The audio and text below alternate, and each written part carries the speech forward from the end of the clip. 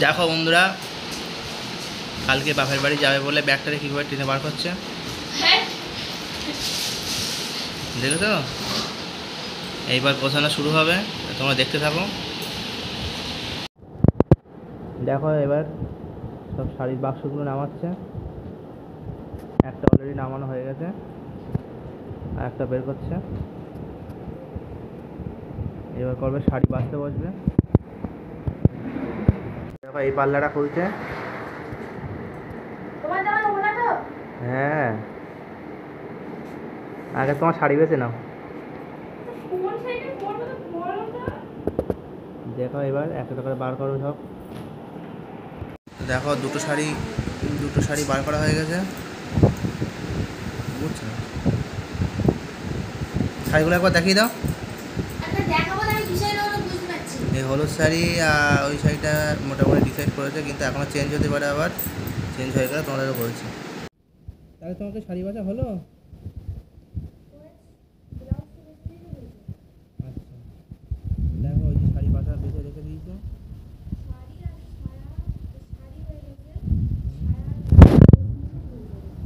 তাহলে চলো ওগুলো বেছে নিক, তারপরে আবার পুরো কমপ্লিট করে দেখাচ্ছি। আমার শাড়ি নেওয়া কমপ্লিট হয়ে গেছে, ঠিক আছে? তুমি কি পাঞ্জাবি নেবা না গেঞ্জি নেবা সেগুলো বলো, আমি সেগুলো কিনবো। নাও, মিলিয়ে ঝুলিয়ে নাও। এটা কালকে একবার পড়তে যাবো, বুঝলো? ওইটা বাইরে রাখছি, আর এইগুলো নিচ্ছি, ব্ল্যাক শার্ট আছে, ঠিক আছে? তোমার কমপ্লিট হয়ে গেছে, তোমার পাঞ্জাবি গেল দেখাচ্ছি। ঠিক আছে। তাও আর মন বসাচ্ছে না। এখন এই গেঞ্জি নাও, সেই গেঞ্জি নাও, অমুক গেঞ্জি নাও, তমুক গেঞ্জি নাও, যত নাও ততই চাই, আর চাই না। কতটা গেঞ্জি নিলে ওর মন পোষায় আমি জানি।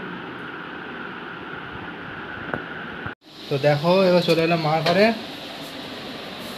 তো দেখো এরকম কত শাড়ি, দেখো ওপর থেকে নিচে দেখো শাড়ি সব বাঁচা হয়ে গেছে, সরো। তো এই শাড়িগুলো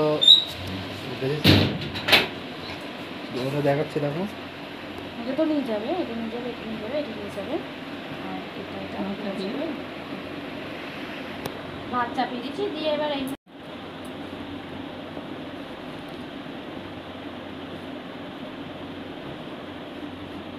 তো তোমরা তো দেখলেই বৃহস্পতিবার দিন রাত্রে সব গুছিয়ে টুছিয়ে নিয়েছি।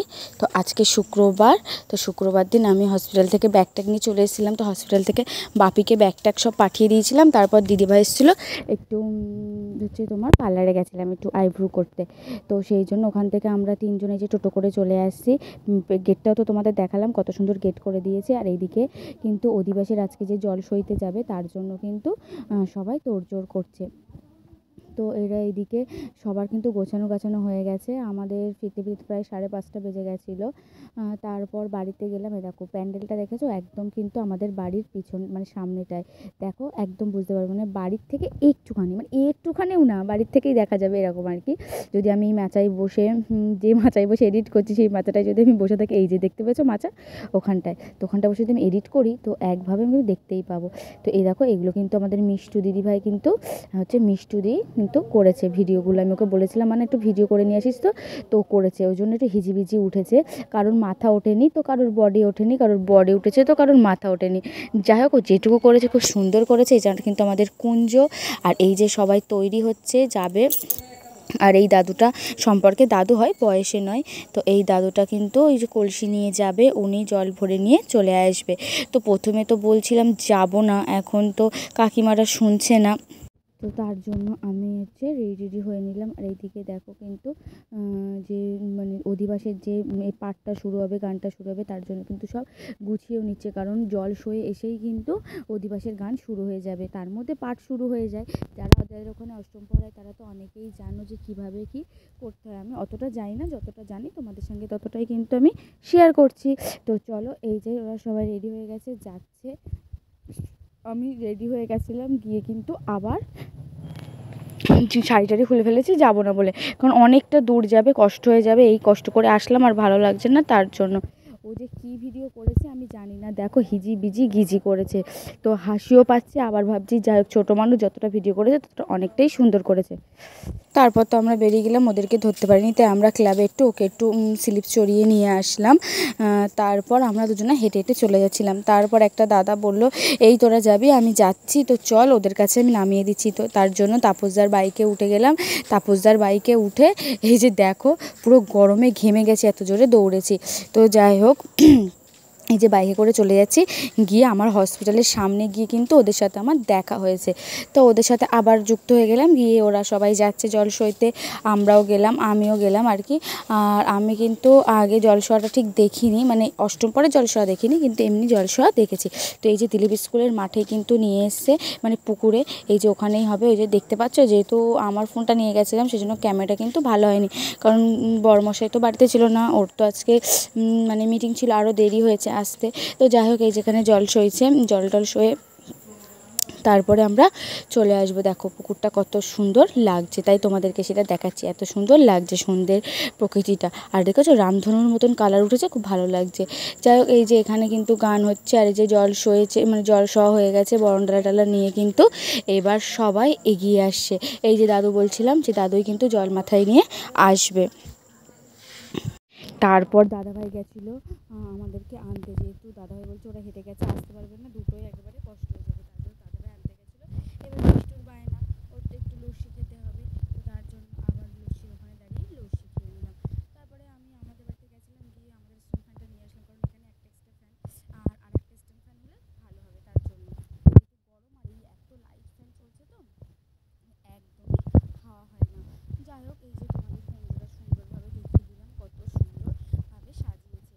আর এটা কি জানো তো, আমাদের এখানে অষ্টম পর্বটা এতটাই বড় করে হয় যে কি বলবো। আজ কিন্তু অধিবাস, তো দেখো আজকে অধিবাসের দিন লোকজন কতটা হয়েছে একটু দেখো, জাস্ট অবাক হয়ে যাবে যে অধিবাসের দিন এতটাও লোকজন হতে পারে। আমাদের এই গ্রামটা সত্যি অনেক বড়, কোনো অনুষ্ঠান পুজো আশ্রা যাই হোক না কেন কিন্তু খুব আনন্দ হয়, এই জন্য আমার খুব ভালো লাগে। তো দেখো কত লোক হয়েছে, এছাড়া কিন্তু আরও লোক হয়েছিল, এটা তো আমি সন্ধ্যে মানে 9টা সাড়ে 9টার দিকে করেছি, এরপরে আরও লোক হবে। তো যাই হোক তারপর ওখান থেকে সব সাজানো গোছানো দেখলাম, দেখে টেকে তারপর গান শুরু হলো, তো একটু কিছুটা গান শুনলাম। তো শুনছি, এদিকে দেখো ডেকোরেটর, এদিকে কিছু লোকজন আছে, আর এইদিকে দেখো আমি দাঁড়িয়ে আবার শঙ্খ বাজাতে বললে, এবার আমি আবার জিজ্ঞাসা করছিলাম যে আমি ছুঁতে পারবো কি না, যেহেতু 1 মাস হয়ে গেছে বাবা মারা গিয়েছে, তবুও জিজ্ঞাসা করে নিলাম ছুঁতে পারবো। তো বললো হ্যাঁ অসুবিধা নেই। তো তার জন্য আমি শঙ্খটা বাজাচ্ছিলাম। তারপর এদিকে সব গোছাচ্ছিল, কালকে আবার ধরো সকাল থেকে নাম শুরু হবে, তো আজকে সবই তো গুছিয়ে রাখতে হবে, তার জন্য। এই দেখো গান হচ্ছে, তো তোমাদের গানটা শোনাতে পারছি না, দেখবো চেষ্টা করে, যদি শোনাতে পারি অবশ্যই শোনাবো।